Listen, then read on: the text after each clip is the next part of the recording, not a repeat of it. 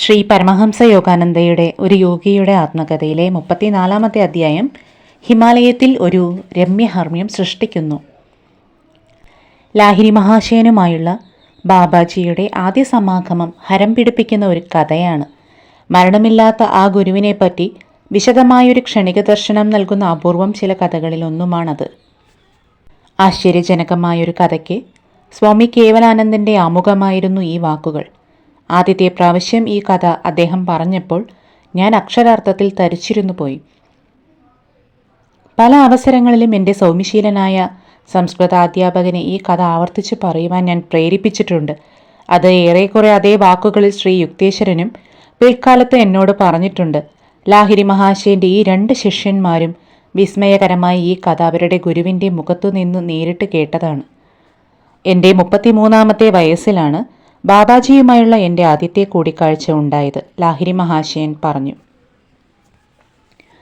1861 ശരത്കാലത്ത് സർക്കാരിൻ്റെ military engineering വിഭാഗത്തിലെ ഒരു അക്കൗണ്ടൻ്റായി ഞാൻ ദാനാപുരത്ത് നിയോഗിക്കപ്പെട്ടിരുന്നു. ഒരു പ്രഭാതത്തിൽ ഓഫീസ് മാനേജർ എന്നെ വിളിച്ചു. ലാഹിരി, നമ്മുടെ കേന്ദ്ര ഓഫീസിൽ നിന്ന് ഒരു കമ്പി സന്ദേശം വന്നിരിക്കുന്നു. ഇപ്പോൾ ഒരു സൈനിക സങ്കേതം തുറക്കുന്ന റാണിഖേത്തിലേക്ക് നിങ്ങളെ സ്ഥലം മാറ്റാൻ ഉദ്ദേശിക്കുകയാണ് എന്ന് പറഞ്ഞു. ഒരു ജോലിക്കാരനുമായി ആ 500 മൈൽ യാത്രയ്ക്ക് ഞാൻ പുറപ്പെട്ടു. കുതിരവണ്ടിയിൽ യാത്ര ചെയ്ത് 30 ദിവസം കൊണ്ട് ഹിമാലയത്തിലെ റാണിഖേത്തിലെത്തി. എൻ്റെ ഓഫീസ് ജോലികൾ ഭാരിച്ചതായിരുന്നില്ല. മനോജ്ഞമായ കുന്നുകളിൽ ചുറ്റി നടക്കാൻ എനിക്ക് ധാരാളം സമയം ലഭിച്ചു. ശ്രേഷ്ഠരായ ഋഷീശ്വരന്മാർ തങ്ങളുടെ സാന്നിധ്യത്താൽ ആ പ്രദേശത്തെ അനുഗ്രഹിച്ചുവെന്ന വർത്തമാനം ഞാൻ കേട്ടു. അവരെ കാണാനുള്ള ഒരു ആഗ്രഹം എന്നിൽ ശക്തമായി ഉണ്ടായി. ഒരു ദിവസം ഉച്ചതിരിഞ്ഞ് ചുറ്റി നടന്നപ്പോൾ ആരോ ഒരാൾ അകലെ നിന്ന് എൻ്റെ പേര് വിളിക്കുന്നത് കേട്ട് ഞാൻ വിസ്മയചകിതനായി. ദ്രോണഗിരി പർവ്വതത്തിലേക്ക് ഞാൻ ഉത്സാഹത്തോടെ തുടർന്നു കയറി. കാട്ടിൽ ഇരുട്ട് പരക്കുന്നതിന് മുമ്പ് വന്ന വഴിയെ തിരിച്ചു പോകാൻ സാധിച്ചില്ലെങ്കിലോ എന്ന ചിന്ത കൊണ്ട് എനിക്കൊരു ചെറിയ അസ്വസ്ഥത തോന്നി. വശങ്ങളിൽ ഗുഹകൾ ഉണ്ടായിരുന്ന ഒരു ചെറിയ വെളിസ്ഥലത്ത് ഒടുവിൽ ഞാൻ എത്തി. കൈനീട്ടി സ്വാഗതം ചെയ്തുകൊണ്ട് പാറക്കെട്ടുകളിലൊന്നിൽ ഒരു യുവാവ് പുഞ്ചിരിയോടെ നിന്നിരുന്നു. ചെമ്പിച്ച മുടി ഒഴിച്ചാൽ അദ്ദേഹത്തിന് എന്നോട് ശ്രേഷ്ഠമായ രൂപസാമ്യമുള്ളതായി ഞാൻ അതിയായ ആശ്ചര്യത്തോടെ കണ്ടെത്തി. ലാഹിരി, നീ വന്നെത്തി. ആ മഹാത്മാവ് എന്നെ ഹിന്ദിയിൽ സ്നേഹപൂർവ്വം അഭിസംബോധന ചെയ്തു. ഇവിടെ ഈ ഗുഹയിൽ വിശ്രമിക്കൂ, ഞാനാണ് നിന്നെ വിളിച്ചത്. ധാരാളം കമ്പിളിപ്പുതപ്പുകളും ഏതാനും കമണ്ടലുകളും ഉണ്ടായിരുന്ന വൃത്തിയുള്ള ചെറിയ ആ ഗുഹയിൽ ഞാൻ പ്രവേശിച്ചു. ലാഹിരി, നീ ആ ഇരിപ്പിടം ഓർക്കുന്നുണ്ടോ?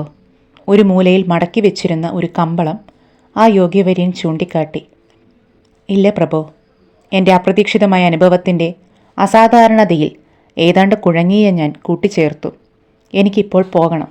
ഇരുട്ടുന്നതിന് മുമ്പ് എനിക്ക് രാവിലെ ഓഫീസിൽ ജോലിയുണ്ട്. അജ്ഞാതനായ ആ പുണ്യാത്മാവ് ഇംഗ്ലീഷിൽ പ്രതിവചിച്ചു. ഓഫീസ് നിനക്ക് വേണ്ടിയാണ് കൊണ്ടുവന്നത്, നിന്നെ ഓഫീസിന് വേണ്ടിയല്ല. വനാന്തരത്തിലെ ഈ താപസന് ഇംഗ്ലീഷ് സംസാരിക്കാൻ മാത്രമല്ല ക്രിസ്തുദേവൻ്റെ വാക്കുകൾ പരാവർത്തനം ചെയ്യാനും കഴിയുന്നുവെന്നതിൽ ഞാൻ അത്ഭുത പരതന്ത്രനായി. എൻ്റെ കമ്പി സന്ദേശം ഫലിച്ചുവെന്ന് ഞാൻ മനസ്സിലാക്കുന്നു. യോഗിയുടെ പരാമർശം എനിക്ക് മനസ്സിലായില്ല. അതിൻ്റെ അർത്ഥം ഞാൻ ചോദിച്ചു. നിന്നെ ഈ വിജനപ്രദേശങ്ങളിലേക്ക് വിളിച്ചു വരുത്തിയ ആ കമ്പി സന്ദേശമാണ് ഞാൻ പരാമർശിക്കുന്നത്. നിന്നെ റാണിഖേത്തിലേക്ക് സ്ഥലം മാറ്റുക എന്ന ആശയം നിന്റെ മേലധികാരിയുടെ മനസ്സിനോട് നിശബ്ദമായി നിർദ്ദേശിച്ചത് ഞാനാണ്.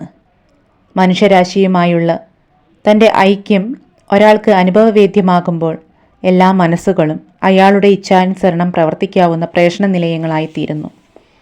അദ്ദേഹം കൂട്ടിച്ചേർത്തു.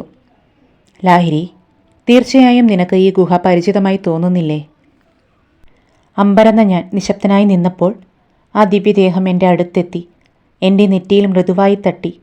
അദ്ദേഹത്തിൻ്റെ കാന്തസമാനമായ സ്പർശത്തിൽ എൻ്റെ പൂർവ്വജന്മത്തിൻ്റെ മധുര സ്മരണാബീജങ്ങളെ വിമോചിപ്പിച്ചുകൊണ്ട് അത്ഭുതകരമായൊരു വൈദ്യുതി എൻ്റെ മസ്തിഷ്കത്തിലൂടെ പ്രവഹിച്ചു. ഞാൻ ഓർക്കുന്നു. സന്തോഷത്തിൻ്റെ തേങ്ങൽ കൊണ്ട് എൻ്റെ ശബ്ദം ഗദ്ഗതമായിരുന്നു. എക്കാലവും എൻ്റേതായിരുന്ന എൻ്റെ ഗുരു ബാബാജിയാണ് അങ്ങ്. കഴിഞ്ഞ കാലത്തിൻ്റെ രംഗങ്ങൾ എൻ്റെ മനസ്സിൽ മിഴിവോടെ തെളിയുന്നു. ഇതേ ഗുഹയിൽ എൻ്റെ കഴിഞ്ഞ ജന്മത്തിലെ അനേകം വർഷങ്ങൾ ഞാൻ ചെലവഴിച്ചു. അവാച്യമായ ഓർമ്മകൾ എന്നെ വികാരവിവശനാക്കിയപ്പോൾ ഞാൻ കണ്ണീരോടെ എൻ്റെ ഗുരുവിൻ്റെ പാദങ്ങൾ പുണർന്നു. നീ എന്നിലേക്ക് തിരിച്ചെത്താൻ 3 ശതാബ്ദങ്ങളിലേറെ ഞാൻ കാത്തിരുന്നു. ബാബാജിയുടെ ശബ്ദത്തിൽ സ്വർഗീയ സ്നേഹം മുഴങ്ങി. നീ വഴുതി നീങ്ങിയിട്ട് മരണത്തിനപ്പുറമുള്ള ജീവിതത്തിൻ്റെ പ്രക്ഷുബ്ധമായ തിരമാലകളിൽ അപ്രത്യക്ഷനായി. നിന്റെ കർമ്മത്തിൻ്റെ മാന്ത്രിക വടി നിന്നെ തൊട്ടു. നീ പോയി മറഞ്ഞു. നിന്റെ ദൃഷ്ടിയിൽ നിന്ന് ഞാൻ മറഞ്ഞെങ്കിലും എൻ്റെ ദൃഷ്ടിയിൽ നിന്ന് നീ ഒരിക്കലും മറഞ്ഞിരുന്നില്ല. മനോജ്ഞരായ ദേവതമാർ ഒഴുകി നീങ്ങുന്ന പ്രകാശമായ സൂക്ഷ്മലോക സാഗരത്തിൽ ഞാൻ നിന്നെ പിന്തുടർന്നു.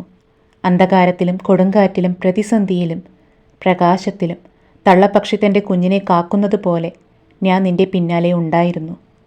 മനുഷ്യസഹജമായ ഗർഭകാല ജീവിതം കഴിഞ്ഞ് നീ ശിശുവായി പുറത്തു വന്നപ്പോൾ എൻ്റെ കണ്ണ് നിന്നിൽ തന്നെയായിരുന്നു. കുട്ടിക്കാലത്ത് പത്മാസനനായി നിന്റെ ചെറിയ രൂപം ഗുർണി മണൽപ്പരപ്പിൽ നീ ആഴ്ത്തിയിരുന്നപ്പോഴും അദൃശ്യനായി ഞാൻ സന്നിഹിതനായിരുന്നു. മാസങ്ങളും വർഷങ്ങളും ക്ഷമയോടെ ഞാൻ നിന്നെ നിരീക്ഷിച്ചു പോന്നു, ഈ പരിപക്വമായ സുദിനവും കാത്ത്. നീ ഇപ്പോൾ എന്നോടൊപ്പം എത്തിയിരിക്കുന്നു. ഇതാ മുമ്പ് നീ എക്കാലവും സ്നേഹിച്ചിരുന്ന നിന്റെ ഗുഹ. അത് ഞാൻ നിനക്ക് വേണ്ടി എപ്പോഴും വൃത്തിയായും ഉപയോഗിക്കാൻ ഒരുക്കിയും വെച്ചിരുന്നു. നീ ഇരുന്നിരുന്ന പവിത്രമായ കമ്പിളി ഇരിപ്പിടം ഇതാ. വികസിക്കുന്ന നിന്റെ ഹൃദയം ഈശ്വരനെ കൊണ്ട് നിറയ്ക്കാൻ നിത്യേന നീ ഇരുന്നിരുന്നത് ഇതിലാണ്. ഞാൻ തയ്യാറാക്കിയ അമൃത് മിക്കപ്പോഴും കുടിക്കാൻ നീ ഉപയോഗിച്ച നിന്റെ ലോട്ട ഇതാ. എന്നെങ്കിലും ഒരിക്കൽ അതിൽ നിന്ന് നിനക്ക് വീണ്ടും കുടിക്കാൻ വേണ്ടി ആ പിച്ചളക്കോപ്പ ഞാൻ തേച്ചുമിനുക്കി സൂക്ഷിച്ചിരിക്കുന്നത് നോക്കൂ. എൻ്റെ സ്വന്തമായ നീ ഇപ്പോൾ എല്ലാം മനസ്സിലാക്കുന്നുവോ? എൻ്റെ ഗുരുദേവ, ഞാൻ എന്തു പറയട്ടെ? ഗദ്ഗതത്തോടെ ഞാൻ മന്ത്രിച്ചു. ഇത്ര അനശ്വര പ്രേമത്തെപ്പറ്റി എവിടെയെങ്കിലും കേട്ടിട്ടുണ്ടോ? ജീവിതത്തിലും മരണത്തിലും എൻ്റെ ശാശ്വത നിധിയായ എൻ്റെ ഗുരുഭൂതനെ ആനന്ദ നിർവൃതിയിൽ ഞാൻ ദീർഘനേരം നോക്കി നിന്നുപോയി. ലാഹിരി, നിനക്ക് ഒരു വിശുദ്ധീകരണം ആവശ്യമുണ്ട്. ലോട്ടയിലെ എണ്ണ കുടിക്കൂ, എന്നിട്ട് നദീതീരത്ത് കിടക്കൂ.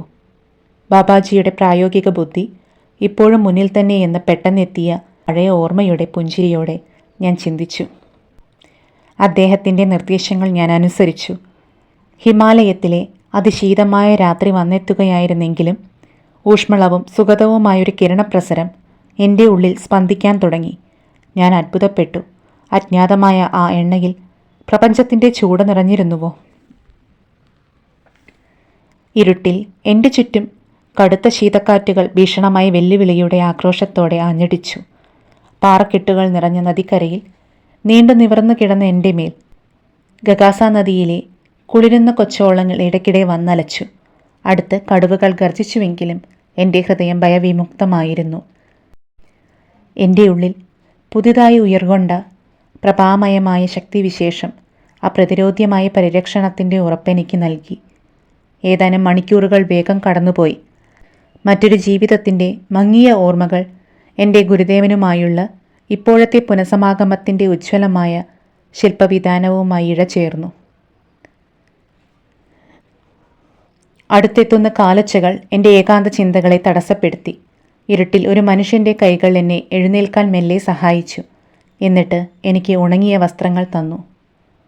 വരൂ സഹോദര, ഗുരുദേവൻ അങ്ങയെ കാത്തിരിക്കുന്നു, അദ്ദേഹം പറഞ്ഞു. അദ്ദേഹം കാട്ടിലൂടെ വഴികാട്ടി. വഴിയിലെ ഒരു തിരിവിൽ ഞങ്ങൾ എത്തിയപ്പോൾ ദൂരത്ത് കരാളമായ രാത്രിയെ അപങ്കുരമായൊരു പ്രഭാപൂരം പെട്ടെന്ന് പ്രകാശമാനമാക്കി. അത് സൂര്യോദയമാണോ? തീർച്ചയായും രാത്രി മുഴുവൻ കഴിഞ്ഞിട്ടില്ലല്ലോ, ഞാൻ അന്വേഷിച്ചു. ഇപ്പോൾ പാതിരാവാണ്, എൻ്റെ വഴികാട്ടി ചെറുതായി പുഞ്ചിരിച്ചു. അതുല്യനായ ബാബാജി ഇവിടെ ഇന്ന് രാത്രി ആവിർഭവിപ്പിച്ച ഒരു സുവർണ സൗധത്തിൻ്റെ പ്രഭയാണ് ആ കാണുന്ന പ്രകാശം. അവ്യക്തമായ ഭൂതകാലത്ത് ഒരു കൊട്ടാരത്തിൻ്റെ മനോഹാരിതകൾ ആസ്വദിക്കണമെന്നുള്ള ആശ ഒരിക്കൽ അങ്ങ് പ്രകടിപ്പിച്ചിരുന്നു. നമ്മുടെ ഗുരുദേവൻ അങ്ങയുടെ ആ ആഗ്രഹം നിറവേറ്റി തന്ന് അങ്ങയുടെ കർമ്മത്തിൻ്റെ അവസാന ബന്ധനത്തിൽ നിന്ന് അങ്ങയെ അങ്ങനെ മോചിപ്പിക്കുകയാണ്, അദ്ദേഹം തുടർന്നു. ഈ മനോജ്ഞമായ കൊട്ടാരം ഇന്ന് രാത്രി അങ്ങയുടെ ക്രിയായോഗാദീക്ഷയുടെ രംഗമായിരിക്കും. അങ്ങയുടെ വിദേശവാസത്തിൻ്റെ പരിസമാപ്തി കൊണ്ടാടുന്നതിൻ്റെ സ്വാഗതഗാനം പാടാൻ ഇവിടെയുള്ള അങ്ങയുടെ എല്ലാ സഹോദരന്മാരും ഒന്നു ചേരുന്നു. നോക്കൂ, ഞങ്ങളുടെ മുന്നിൽ സ്വർണം കൊണ്ടുള്ള കണ്ണഞ്ചിപ്പിക്കുന്ന വിശാലമായൊരു രമ്യഹർമ്മ്യം നിലകൊണ്ടു. എണ്ണമറ്റ രത്നങ്ങളാൽ അലങ്കൃതമായി പ്രകൃതി ഭംഗിക്കൊത്ത് രൂപകൽപ്പന ചെയ്ത പൂന്തോട്ടങ്ങളുടെ മധ്യത്തിൽ അത് സ്ഥിതി ചെയ്തു. നിശ്ചലമായ ജലാശയങ്ങളിൽ പ്രതിബിംബിച്ചത് അനുപമമായ മനോഹാരിതയുടെ ഒരു കാഴ്ചയായിരുന്നു. കോട്ട പോലെ ഉയർന്നു നിലകൊണ്ട കമാനങ്ങൾ ശ്രേഷ്ഠമായ വജ്രവും ഇന്ദ്രനീലവും മരതകവും സങ്കീർണമായി പതിച്ചവയായിരുന്നു. മാണിക്യക്കല്ലുകൾ കൊണ്ട് അരുണവർണ്ണത്തിൽ ജ്വലിച്ചു തിളങ്ങിയിരുന്ന കവാടങ്ങളിൽ ദിവ്യമുഖ കാന്തിയാർന്ന പാറാവുകാർ കാവൽ നിന്നിരുന്നു. ഞാൻ സഹചാരിയോടൊപ്പം വിശാലമായ സ്വീകരണ മുറിയിൽ പ്രവേശിച്ചു. പനിനീർ പൂക്കളുടെയും സുഗന്ധദ്രവ്യങ്ങളുടെയും പരിമളം വായുവിലൂടെ ഒഴുകിയെത്തി. മങ്ങിയ ദീപങ്ങൾ വിവിധ നിറമാർന്ന പ്രകാശം വിതറി. ഭക്തന്മാരുടെ ചെറിയ സംഘങ്ങൾ, അക്കൂട്ടത്തിൽ ചിലർ വെളുത്തവരും ചിലർ കറുത്തവരുമായിരുന്നു, മൃദുസ്വരത്തിൽ മന്ത്രോച്ചാരണം ചെയ്യുകയോ മൗനത്തിൽ ആന്തരിക ശാന്തിയിൽ മുഴുകി ധ്യാനനിരതരായി ഇരിക്കുകയോ ചെയ്തു. പ്രസരിപ്പാർന്ന ഒരു സന്തുഷ്ടി ആ അന്തരീക്ഷത്തിൽ കളിയാടി. ഞാൻ ആശ്ചര്യം പ്രകടിപ്പിച്ചപ്പോൾ എൻ്റെ വികാരങ്ങൾ പങ്കുവെച്ചുകൊണ്ട് എൻ്റെ മാർഗദർശി പുഞ്ചിരിയോടെ പറഞ്ഞു, അങ്ങയുടെ കണ്ണുകളെ വിരുന്നോട്ടു. ഈ മനോജ്ഞ സൗധത്തിൻ്റെ കലാസൗകുമാര്യം ആസ്വദിക്കൂ. കാരണം ഇത് അങ്ങയുടെ ബഹുമാനാർത്ഥമായി മാത്രം സൃഷ്ടിക്കപ്പെട്ടതാണ്. സോദര, ഞാൻ പറഞ്ഞു, ഈ സൗധത്തിൻ്റെ മനോഹാരിത മനുഷ്യഭാവനയുടെ അതിരുകൾ അതിശയിക്കുന്നു. ഇതിൻ്റെ ഉത്ഭവത്തിൻ്റെ രഹസ്യം എന്നോട് ദയവായി പറയൂ. സസന്തോഷം ഞാൻ വിശദീകരിക്കാം. എൻ്റെ സഹചാരിയുടെ കറുത്ത കണ്ണുകൾ വിജ്ഞാനത്താൽ തിളങ്ങി. ഇതിൻ്റെ പ്രത്യക്ഷീകരണത്തിൽ വിശദീകരിക്കാനാവാത്തതായി ഒന്നുമില്ല. ഈ പ്രപഞ്ചം മുഴുവൻ സ്രഷ്ടാവിൻ്റെ ചിന്തയുടെ ഒരു ആവിഷ്കാരമാണ്. ശൂന്യാകാശത്ത് ഒഴുകി നടക്കുന്ന ഭൂമി എന്ന ഭാരമേറിയ മൺകട്ട ഈശ്വരൻ്റെ ഒരു സ്വപ്നമാണ്. അദ്ദേഹം തൻ്റെ മനസ്സിൽ നിന്നാണ് എല്ലാ വസ്തുക്കളെയും സൃഷ്ടിച്ചത്. ഇത് മനുഷ്യൻ സ്വപ്നത്തിൽ ഒരു ചെറിയ സൃഷ്ടിയെ പുനരാവിഷ്കരിക്കുകയും ജീവജാലങ്ങളോടൊപ്പം ചൈതന്യവത്താക്കുകയും ചെയ്യുന്നതുപോലെ തന്നെയാണ്. ജഗൽപ്രഭു ഈ ഭൂമിയെ ആദ്യം ഒരു ആശയമായി രൂപപ്പെടുത്തി. അദ്ദേഹം അതിന് ജീവൻ നൽകി. ആണവശക്തിയും പിന്നീട് ജഡവസ്തുക്കളും ഉത്ഭൂതമായി. അദ്ദേഹം ഭൂമിയുടെ പരമാണുക്കളെ ഒരു ഘനകോളമായി ഏകോപിപ്പിച്ചു. അതിൻ്റെ തന്മാത്രകളെയെല്ലാം ഈശ്വരൻ്റെ ഇച്ഛയാണ് ഒന്നിച്ചു ചേർത്ത് നിർത്തുന്നത്. അദ്ദേഹം ആ ഇച്ഛാശക്തി പിൻവലിക്കുമ്പോൾ ഭൗമാണുക്കളെല്ലാം ഊർജമായി പരിണമിക്കുന്നു. ആണവ ഊർജം അതിൻ്റെ സ്രോതസ്സായ ബോധത്തിലേക്ക് മടങ്ങുന്നു. അപ്പോൾ ഭൂമി എന്ന ആശയം വസ്തുനിഷ്ഠത കൈവെടിയും. ഒരു സ്വപ്നത്തിൻ്റെ ഉള്ളടക്കം സമൂർത്തമായി നിലനിർത്തുന്നത് സ്വപ്നം കാണുന്ന ആളിൻ്റെ ഉപബോധ ചിന്തകളാണ്. സ്വപ്നത്തിൻ്റെ കെട്ടുറപ്പ് നിലനിർത്തുന്ന ആ ചിന്ത ജാഗ്രതാവസ്ഥയിൽ പിൻവലിക്കപ്പെടുമ്പോൾ സ്വപ്നവും അതിൻ്റെ ഘടകങ്ങളും വിലയിക്കുന്നു. ഒരാൾ കണ്ണുകളടച്ച് ഒരു സ്വപ്ന സൃഷ്ടി പടുത്തുയർത്തുന്നു. ഉണരുമ്പോൾ അതിനെ അയത്നമായി അപ്രത്യക്ഷമാക്കുന്നു. അയാൾ ഈശ്വരൻ്റെ മൂലമാതൃക തന്നെ അവലംബിക്കുന്നു. അതുപോലെ പ്രപഞ്ചബോധത്തിൽ അയാൾ ഉണരുമ്പോൾ പ്രപഞ്ച സ്വപ്നമെന്ന മിഥ്യയെ അയത്നമായി വിലയിപ്പിക്കുന്നു.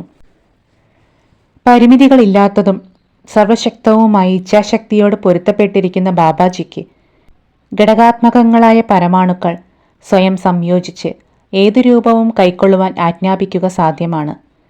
ഈ ഭൂമി യഥാർത്ഥമാണെന്ന അതേ അർത്ഥത്തിൽ ക്ഷണേന സൃഷ്ടിച്ച ഈ സുവർണ സൗധവും യഥാർത്ഥമാണ്.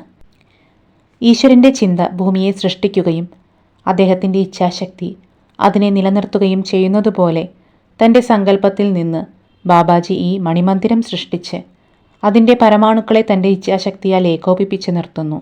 അദ്ദേഹം തുടർന്നു, സൗധത്തിൻ്റെ ഉദ്ദേശം സാധിച്ചു കഴിഞ്ഞാൽ ബാബാജി അതിനെ അപ്രത്യക്ഷമാക്കും. ഞാൻ ഭയഭക്തികളാൽ നിശബ്ദനായിരുന്നപ്പോൾ എൻ്റെ മാർഗദർശി കൈവീശി കാട്ടി പറഞ്ഞു, രത്നങ്ങളാൽ മോടി പിടിപ്പിച്ചിട്ടുള്ള ഈ തിളങ്ങുന്ന സൗധം മനുഷ്യ പ്രയത്നത്താൽ ഉണ്ടാക്കിയിട്ടുള്ളതല്ല. അതിലുള്ള സ്വർണവും രത്നങ്ങളും ശ്രമപ്പെട്ട് ഖനനം ചെയ്തവയല്ല. മനുഷ്യന് ഒരു കനത്ത വെല്ലുവിളിയായി അത് കുറ്റമറ്റ രീതിയിൽ നിലകൊള്ളുന്നു.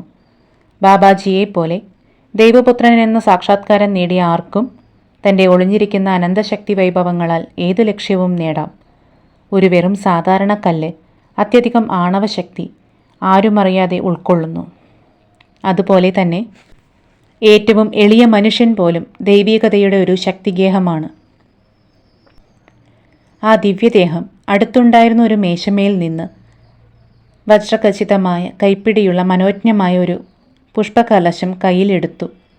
നമ്മുടെ മഹാനായ ആചാര്യൻ പരകോടി പ്രപഞ്ചകിരണങ്ങൾ ഘനീഭവിപ്പിച്ച് ഈ കൊട്ടാരം സൃഷ്ടിച്ചു. ഈ കലശവും അതിലെ വജ്രങ്ങളും തൊട്ടുനോക്കൂ. അവ ഇന്ദ്രിയാനുഭവത്തിൻ്റെ എല്ലാ പരീക്ഷകളും വിജയിക്കും. അദ്ദേഹം തുടർന്നു. ഞാൻ ആ കലശം പരിശോധിച്ചു നോക്കി. അതിലെ രത്നങ്ങൾ ഒരു രാജാതിരാജൻ്റെ ശേഖരത്തിന് അനുയോജ്യമായിരുന്നു. മുറിയുടെ ഭിത്തികളിലൂടെ ഞാൻ വിരലോടിച്ചു. അവ തിളങ്ങുന്ന കട്ടിയായ സ്വർണമായിരുന്നു. അഗാധമായ ഒരു സംതൃപ്തി എൻ്റെ മനസ്സിൽ നിറഞ്ഞു. കഴിഞ്ഞുപോയ ജന്മങ്ങളിൽ നിന്ന് എൻ്റെ ഉപബോധ മനസ്സിൽ ഒളിഞ്ഞിരുന്ന ഒരാഗ്രഹം ഒരേ സമയത്ത് സംതൃപ്തമാക്കപ്പെടുകയും ദൂരീകരിക്കപ്പെടുകയും ചെയ്തതായി തോന്നി. അലങ്കൃതമായ വളച്ചുവാതിലുകളുടെയും ഇടനാഴികളിലൂടെയും കൂടി ഒരു സമ്രാട്ടിൻ്റെ കൊട്ടാരത്തിൻ്റെ മോടിയിൽ സജ്ജീകരിച്ച ശയനമുറികളുടെ നിരയിലേക്ക് രാജകീയ പ്രൗഢിയാർന്ന എൻ്റെ സ്നേഹിതൻ എന്നെ നയിച്ചു. ഞങ്ങൾ അതിവിശാലമായ ഒരു ഹാളിൽ പ്രവേശിച്ചു. അതിൻ്റെ നടുവിൽ വിവിധ വർണ്ണങ്ങളുടെ ഉജ്ജ്വല ശോഭ പരത്തുന്ന രത്നങ്ങൾ പതിച്ച ഒരു സിംഹാസനം നിന്നിരുന്നു. അതിൽ സർവസമാരാധ്യനായ ബാബാജി പത്മാസനത്തിൽ ഉപവിഷ്ടനായിരുന്നു. അദ്ദേഹത്തിൻ്റെ കാൽക്കൽ തിളങ്ങുന്ന തറയിൽ ഞാൻ നമസ്കരിച്ചു. ലാഹിരി, ഒരു സ്വർണരാജ സൗധത്തിന് വേണ്ടിയുള്ള നിന്റെ സ്വപ്നാഭിലാഷങ്ങൾ നീ ഇപ്പോഴും ആസ്വദിക്കുകയല്ലേ? എൻ്റെ ഗുരുനാഥൻ്റെ കണ്ണുകൾ അദ്ദേഹത്തിൻ്റെ ഇന്ദ്രനീല കല്ലുകൾ പോലെ തന്നെ വെട്ടിത്തിളങ്ങുകയായിരുന്നു. ഉണരൂ, നിന്റെ ലൗകികമായ എല്ലാ ദാഹങ്ങളും എന്നേക്കുമായി ശമിക്കാൻ പോവുകയാണ്. അദ്ദേഹം അനുഗ്രഹത്തിൻ്റെ ചില ഗൂഢാർത്ഥ വചനങ്ങൾ ഉരുവിട്ടു. എൻ്റെ മകനെ, എഴുന്നേൽക്കൂ. ക്രിയായോഗത്തിലൂടെ ഈശ്വരൻ്റെ രാജ്യത്തിലേക്കുള്ള ദീക്ഷാകാരണം സ്വീകരിക്കൂ. ബാബാജി തൻ്റെ കൈ നീട്ടി. ഒരു ഹോമാഗ്നി പ്രത്യക്ഷമായി. ഫലങ്ങളും പുഷ്പങ്ങളും അതിനു ചുറ്റുമുണ്ടായിരുന്നു. ഈ ജ്വലിക്കുന്ന ആൾത്താരയുടെ മുന്നിൽ വെച്ച് ഞാൻ വിമോചകമായ ക്രിയായോഗ ദീക്ഷ സ്വീകരിച്ചു. ചടങ്ങുകളെല്ലാം വെളുപ്പിനെ തീർന്നു. എൻ്റെ ആനന്ദ നിർവൃതിയുടെ അവസ്ഥയിൽ എനിക്ക് ഉറക്കത്തിൻ്റെ ആവശ്യം തോന്നിയില്ല. അമൂല്യനിധികളും മനോഹരമായ കൗതുക വസ്തുക്കളും നിറഞ്ഞിരുന്ന കൊട്ടാരമുറികളിൽ ഞാൻ ചുറ്റിക്കറങ്ങുകയും ഉദ്യാനങ്ങൾ സന്ദർശിക്കുകയും ചെയ്തു. തലേ ദിവസം ഞാൻ കണ്ടിരുന്ന ഗുഹകളും തരിശായ പർവ്വത ശിഖരങ്ങളും അടുത്തായി ഞാൻ ശ്രദ്ധിച്ചു. പക്ഷേ അപ്പോൾ ഒരു വിശാല സൗധവും പൂന്തോട്ടങ്ങളും അവയോട് ചേർന്ന് ഉണ്ടായിരുന്നില്ല. ഹിമാലയത്തിലെ തണുത്ത സൂര്യപ്രകാശത്തിൽ വെട്ടിത്തിളങ്ങുന്ന കൊട്ടാരത്തിൽ വീണ്ടും കടന്നു ചെന്ന് ഞാൻ എൻ്റെ ഗുരുദേവൻ്റെ സാന്നിധ്യം തേടി. നിശബ്ദരായ ധാരാളം ശിഷ്യരാൽ ചുറ്റപ്പെട്ട് അദ്ദേഹം അപ്പോഴും സിംഹാസനസ്ഥനായിരുന്നു. ലാഹിരി, നിനക്ക് വിശപ്പുണ്ട്, ബാബാജി തുടർന്നു. നിന്റെ കണ്ണുകൾ അടയ്ക്കൂ. ഞാൻ കണ്ണുകൾ വീണ്ടും തുറന്നപ്പോൾ രമണീയമായ ആ ഹർമ്മ്യവും പൂന്തോട്ടങ്ങളും അപ്രത്യക്ഷമായിരുന്നു. സൂര്യപ്രകാശം തട്ടിയിരുന്ന ഗുഹാമുഖങ്ങൾക്ക് അധികം അകലെയല്ലാതെ മറഞ്ഞു കഴിഞ്ഞ കൊട്ടാരത്തിൻ്റെ അതേ സ്ഥാനത്ത് വെറും നിലത്താണ് എൻ്റെ സ്വന്തം ശരീരവും ബാബാജിയുടെയും അദ്ദേഹത്തിൻ്റെ ശിഷ്യന്മാരുടെയും രൂപങ്ങളും ഇപ്പോൾ ഇരുന്നിരുന്നത്. ബന്ധനത്തിലുള്ള പരമാണുക്കൾ എവിടെ നിന്ന് എത്തിയോ ആ ചിന്താസാരത്തിലേക്ക് തിരിച്ചുപോയി. ആ കൊട്ടാരം അപ്രത്യക്ഷമാകുമെന്ന് എൻ്റെ വഴികാട്ടി പറഞ്ഞിരുന്നത് ഞാൻ ഓർമ്മിച്ചു. സ്പതനായി പോയെങ്കിലും ഞാൻ അദ്ദേഹത്തിൽ വിശ്വാസം അർപ്പിച്ചുകൊണ്ട് എൻ്റെ ഗുരുദേവനെ നോക്കി. മഹാത്ഭുതങ്ങളുടേതായ ഈ ദിനത്തിൽ അടുത്തതായി എന്താണ് പ്രതീക്ഷിക്കേണ്ടതെന്ന് എനിക്ക് അറിയില്ലായിരുന്നു. മണിമേട പടുത്തുയർത്തിയതിൻ്റെ ഉദ്ദേശം ഇപ്പോൾ സാധിച്ചു കഴിഞ്ഞു, ബാബാജി വിശദീകരിച്ചു. അദ്ദേഹം ഒരു മൺപാത്രം നിലത്ത് നിന്ന് എടുത്തു. നിന്റെ കൈ അതിൽ വയ്ക്കുക, എന്നിട്ട് ഇഷ്ടമുള്ള ആഹാരം സ്വീകരിക്കൂ. ഞാൻ ആ പരന്ന ഒഴിഞ്ഞ പാത്രത്തിൽ തൊട്ടു. വെണ്ണ പുരട്ടിയ ചൂടുള്ള ലൂച്ചിയും കറിയും മധുരപലഹാരങ്ങളും പ്രത്യക്ഷപ്പെട്ടു. അത് കഴിച്ചുകൊണ്ടിരുന്നപ്പോൾ പാത്രം എപ്പോഴും നിറഞ്ഞു തന്നെയായിരുന്നു എന്ന് ഞാൻ ശ്രദ്ധിച്ചു.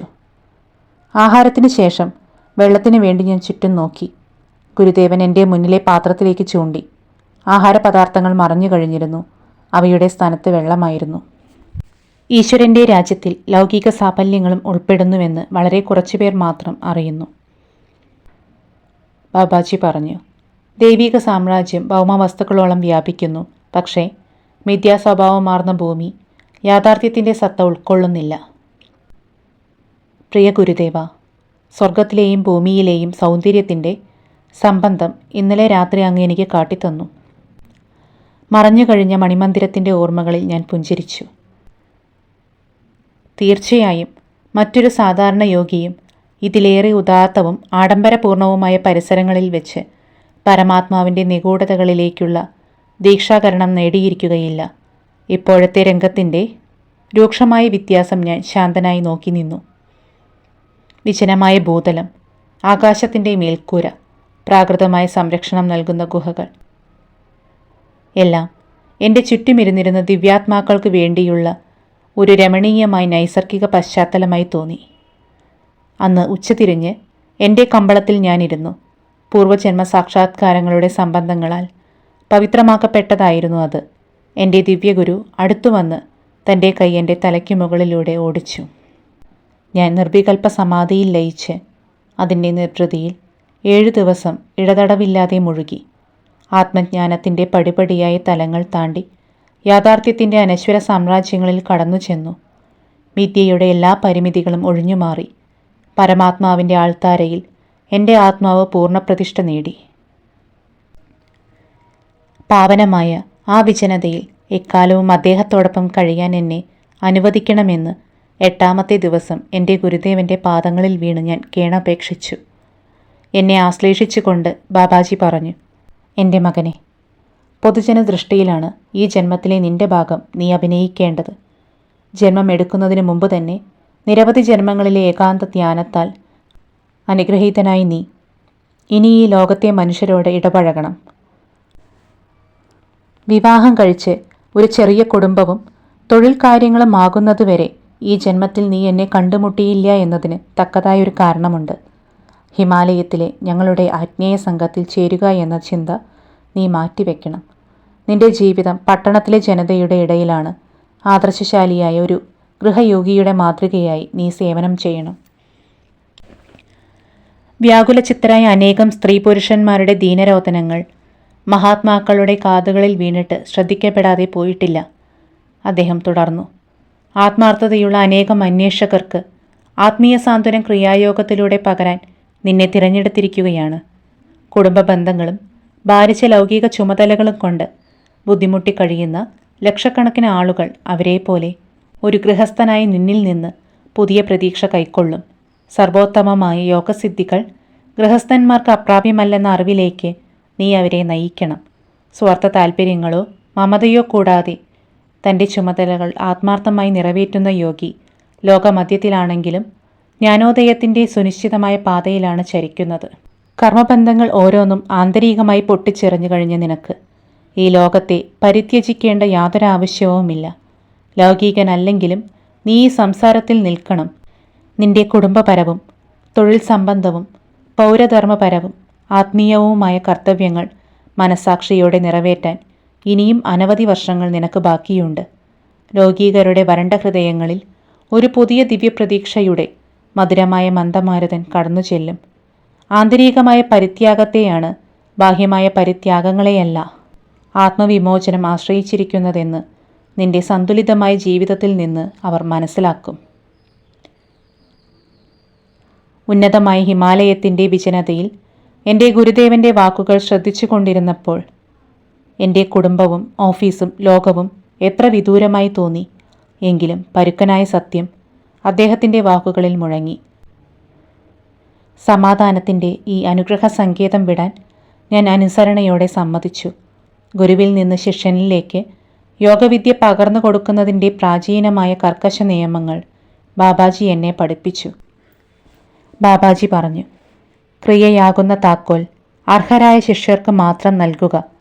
ഈശ്വരാന്വേഷണത്തിനായി തൻ്റെ എല്ലാം തന്നെ ത്യജിക്കാൻ ശപഥം ചെയ്യുന്ന ഒരാൾ മാത്രമേ ജീവിതത്തിൻ്റെ ആത്യന്തിക ദുർഗ്രാഹ്യതകൾക്ക് ധ്യാനത്തിൻ്റെ ശാസ്ത്രത്തിലൂടെ ഉത്തരം കാണാൻ അർഹനാകുന്നുള്ളൂ.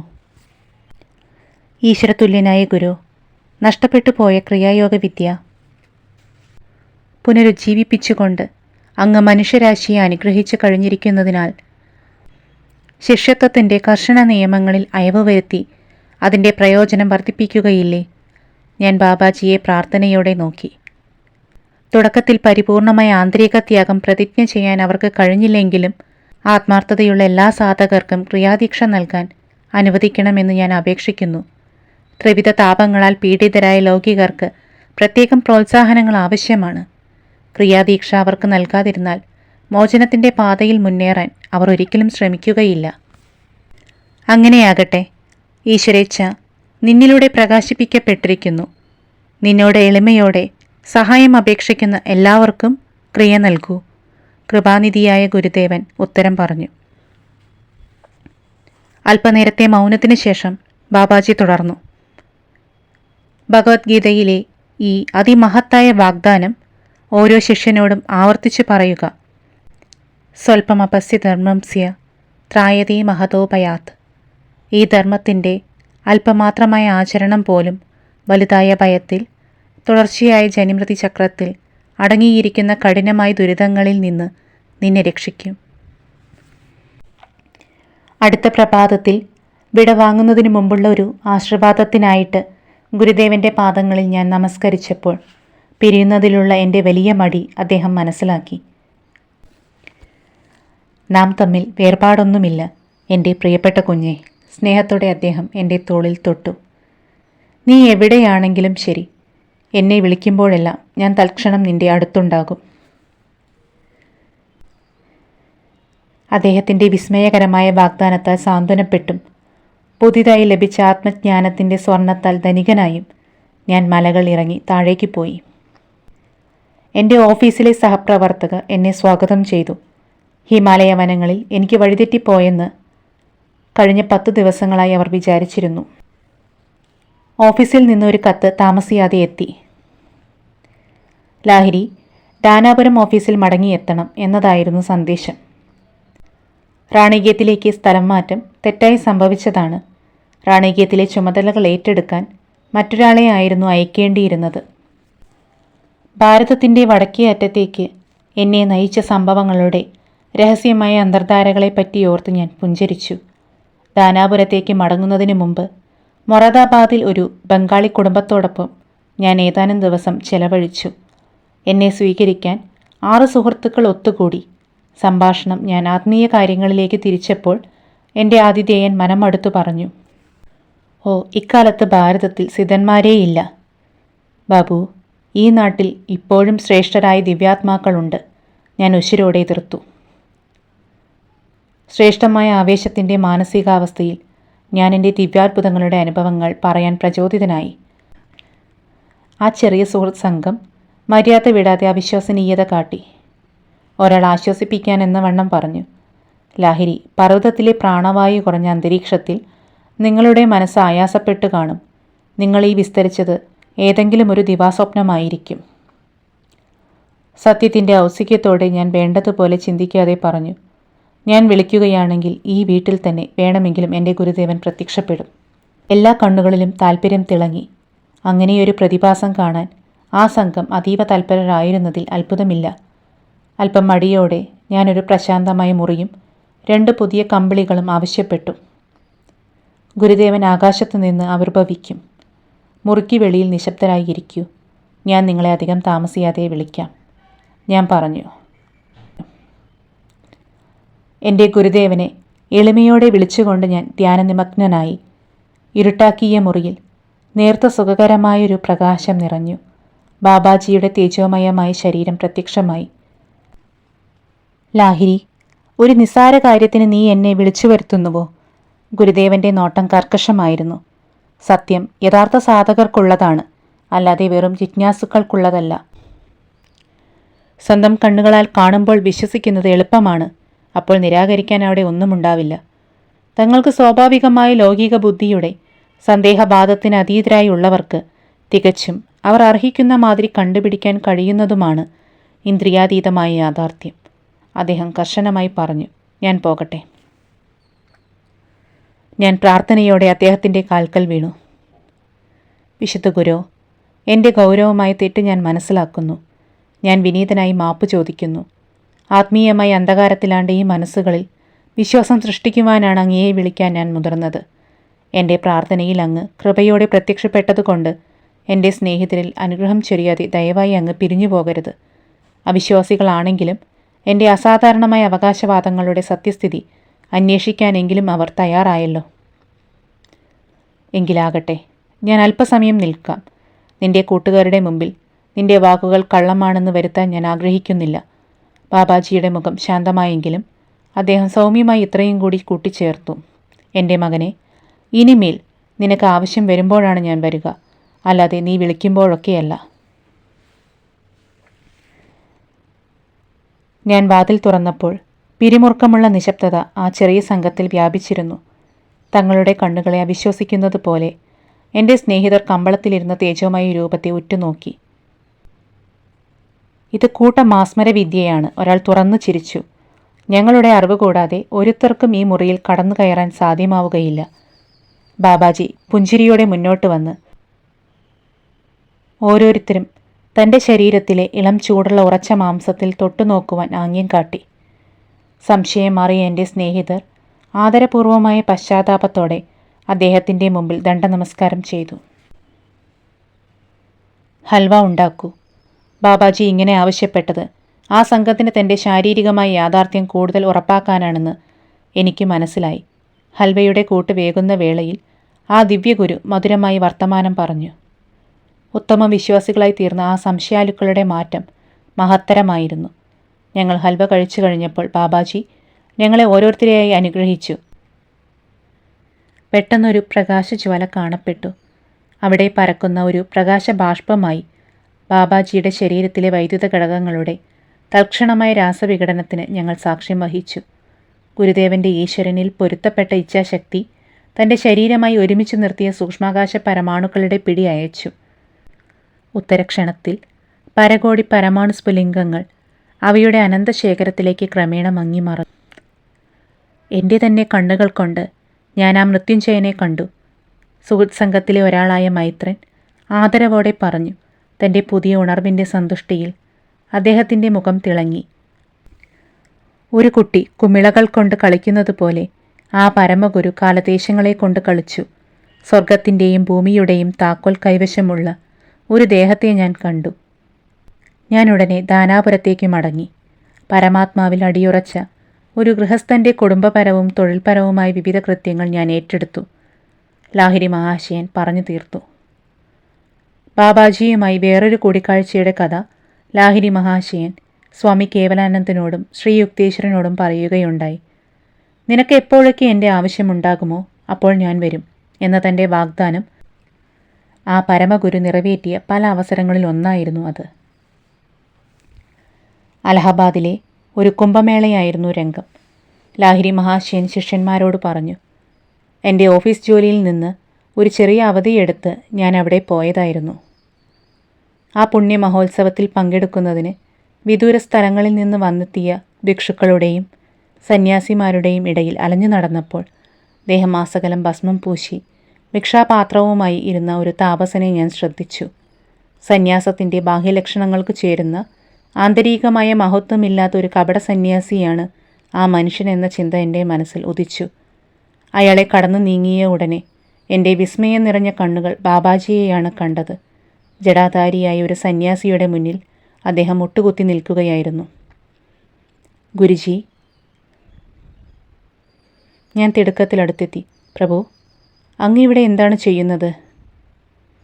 ഞാൻ ഈ സന്യാസിയുടെ പാദം കഴുകുകയാണ്. എന്നിട്ട് അദ്ദേഹത്തിൻ്റെ പാചകപാത്രങ്ങൾ വൃത്തിയാക്കും. ബാബാജി ഒരു കൊച്ചുകുട്ടിയെപ്പോലെ എന്നെ നോക്കി പുഞ്ചിരിച്ചു. ഞാൻ ആരെയും വിമർശിക്കരുതെന്ന് അദ്ദേഹം എനിക്ക് കാട്ടിത്തരികയായിരുന്നുവെന്ന് ഞാൻ മനസ്സിലാക്കി. മറിച്ച് ശ്രേഷ്ഠരായാലും നികൃഷ്ടരായാലും ഏതു മനുഷ്യരുടെയും ശരീരക്ഷേത്രത്തിൽ ഈശ്വരൻ ഒരേപോലെ കുടികൊള്ളുന്നുവെന്ന് ഞാൻ മനസ്സിലാക്കണമെന്ന് അദ്ദേഹം എന്നെ ബോധ്യപ്പെടുത്തി. മഹാനായ ആ ആചാര്യൻ കൂട്ടിച്ചേർത്തു, ജ്ഞാനികളും അജ്ഞാനികളുമായ സാധുക്കളെ സേവിക്കുന്നതിലൂടെ മറ്റെന്തു നന്മകളെക്കാളും ഈശ്വരൻ ഏറെ പ്രിയമായ ഏറ്റവും മഹത്തായ നന്മ, എളിമ ഞാൻ പഠിക്കുകയാണ്. നന്ദി, സ്നേഹം.